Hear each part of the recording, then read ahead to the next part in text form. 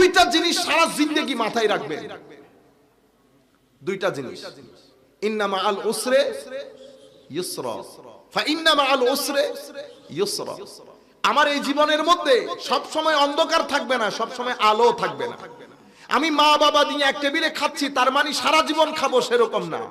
কিছু সময় হঠাৎ করে চেয়ার খালি হয়ে যাবে, এক চেয়ার, দুই চেয়ার, তিন চেয়ার, এক সময় দেখবেন আমি একা। এটা পৃথিবীর নিয়ম। প্রত্যেক হাসির পরে কান্না জড়িত থাকবে, প্রত্যেক কান্নার পরে হাসি থাকবে। আপনার জীবনের কঠিন সময় পাড়ি দেবেন, সুন্দর সময় আসবে। কখনো মনে করবেন না যে আপনার জীবন সব সময় অস্থিরতার মধ্যে কাটবে, না। সুন্নতে ইলাহি সেটা না। সুন্নতে ইলাহি হচ্ছে আমার আল্লাহর ধরতির নিয়ম হচ্ছে ইন্না মাআল উসরে ইউসরা।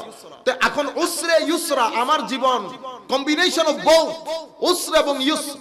আমার জীবনের মধ্যে কৈঠিন্য, আমার জীবনের মধ্যে সহজবোধ্যতা, এটা আমার জীবন। তাইলে আমি দুইটার সাথে বিহেভ কিরকম করব? দুইটার সাথে বিহেভ কিরকম করতে হলে দুইটা শব্দ মাথায় রাখবেন, সবর শুকর। সবর শুকর। আমি যখন কঠিন পরিস্থিতিতে থাকবো আমি সবর করব। কেন সবর করবেন?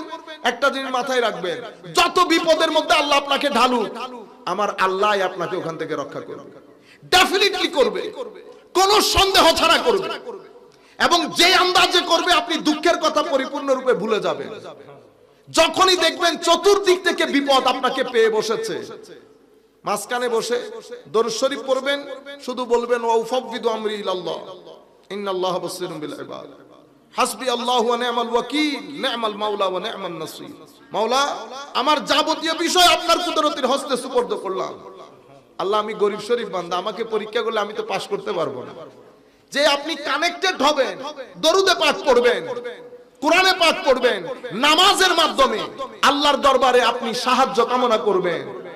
মনে করবেন আমার আল্লাহ দীর্ঘদিন আপনাকে রাতের অন্ধকারে নিমজ্জিত রাখবে না। শুকর। শুকর কখন? ইউসরের মধ্যে। আমরা যখন ইউসর, সহজবোধ্যতা আসে, তখন তো আমরা সব ভুলে যাই। না, বান্দা যেন শুকরের বাইরে না যায়। এটা তো কোরআনে পাক। তো এটা তো আমি কোরআনের আয়াত শুনলাম, দেখবো কোথায়? দেখার জন্য বেস্ট এক্সাম্পল হচ্ছেন আমার নবী। আমার নবীর মেরাজ হচ্ছে ইউসর। মেরাজের আগের সময় উসর।